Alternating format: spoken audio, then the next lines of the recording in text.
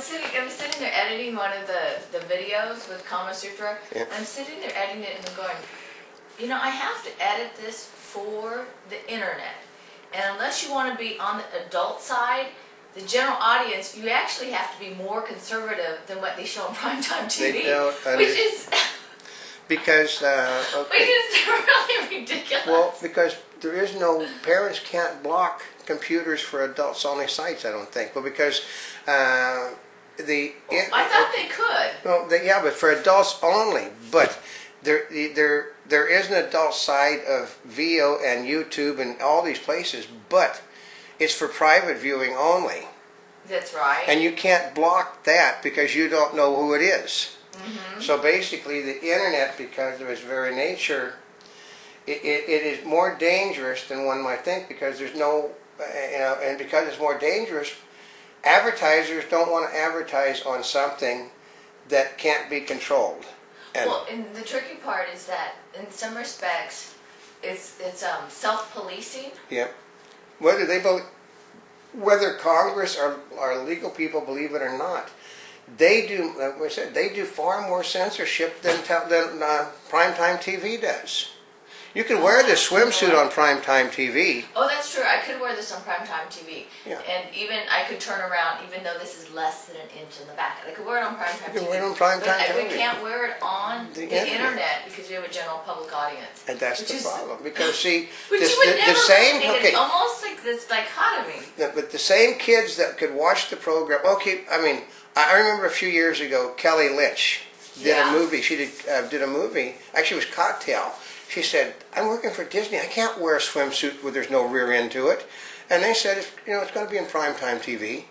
I think so. And that they know it's in primetime TV, so if you wear it in primetime TV, okay. But that she couldn't believe it, and then naturally all the little kids came, the schoolboys. Oh, I really love that swimsuit you're wearing. She knows what they were looking at. There was no rear end to it, but it's.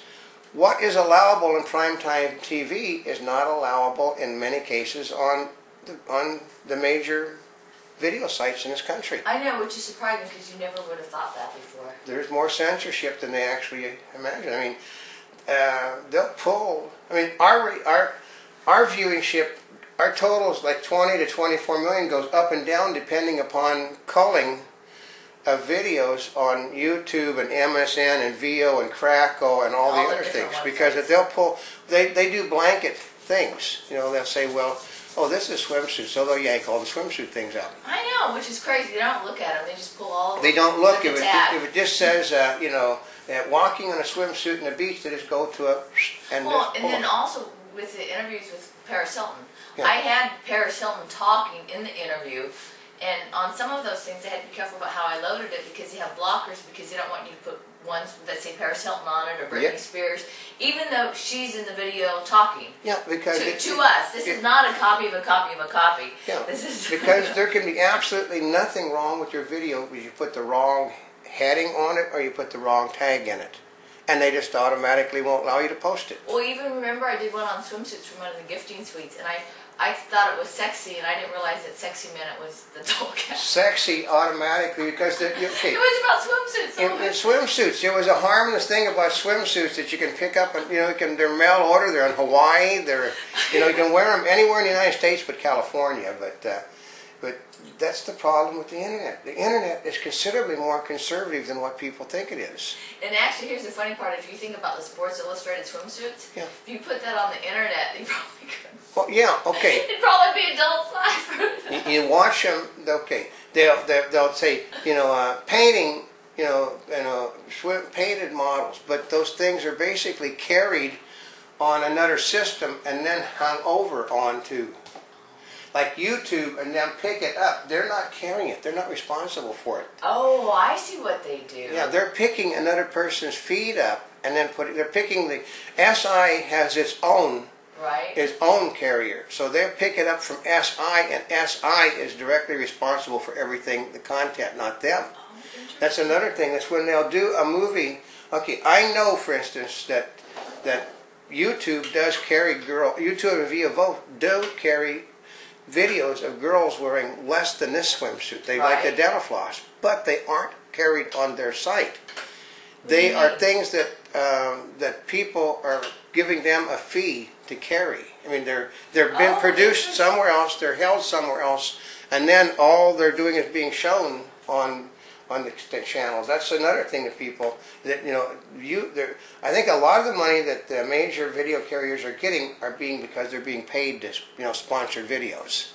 Oh, see, people don't realize all this stuff goes on. Yeah, there is really. I mean, we've been doing this for 4 years. 4 years. Yep. And we've been learning along the way as the internet has been developing. It's not just as simple as spending a lot of money. As one of our friends. We know people that are going broke. They're going broke because they spent so much money on doing it. It's like, oh, I want our videos to look this way. I want them to look that way. And then all of a sudden they're realizing it's costing $2,000 a month to host it. Yeah. And they're producing it themselves. Yeah. I mean, we actually have, Old Fart Network has the capability of hosting the videos if we have to. Yep. Because that is our mirror, that is our fallback, but we can host our own. But at the moment it is extremely, it's just, you can get things out to a wider audience. You go out to a wider audience by not hosting them yourselves, which sounds kind of funny. Because that's part of the reason why we've got so many links, because a lot of the companies that are internet, they host it only on their own site. Yeah. Or they send out emails. And so the videos that people, or the video interviews that people are getting, it's really not as broadly distributed.